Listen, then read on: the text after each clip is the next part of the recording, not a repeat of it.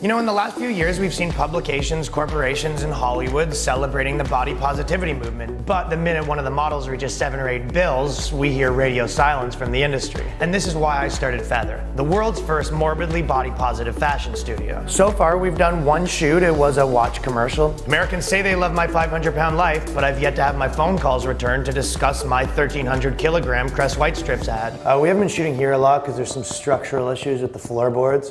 Prior to starting Feather, I worked on hundreds of body positive campaigns, and it's all hashtags and press releases right up to the point where a model doesn't weigh in under a metric ton. Yeah, we're gonna want to keep them away from this area. When was the last time you saw a morbidly obese leading woman or a morbidly plus-size mobility scooter fashion show by Chanel? Issues like fat face are a stain on all of entertainment. Characters like Fat Bastard and almost every role from an entire era of black movie franchises were played by a thin-bodied man, when I know plenty of POMs that would have loved to have been offered those roles, providing craft services was up to snuff. I mean, you hear all the time that curves are beautiful, then why not 125 curves on one of my model's legs alone? To be honest, I'm actually negotiating to get out of this lease right now because I found a place in Jersey with a loading dock, so it'll make accessibility a little easier.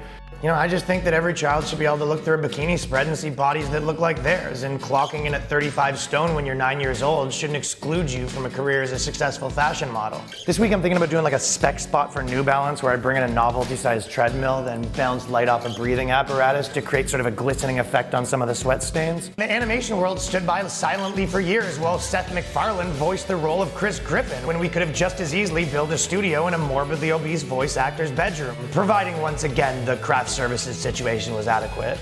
Whether it's a shampoo ad or the cover of Vogue magazine, it's easy for us to pat ourselves on the back for casting someone that's 2-3 hundo tops. But the morbidly body positive movement is here to bust down those walls and the walls of our clients' living rooms to be the change that we wish to see. And I'm happy to be part of a new world where the calendar and the scale say 2020.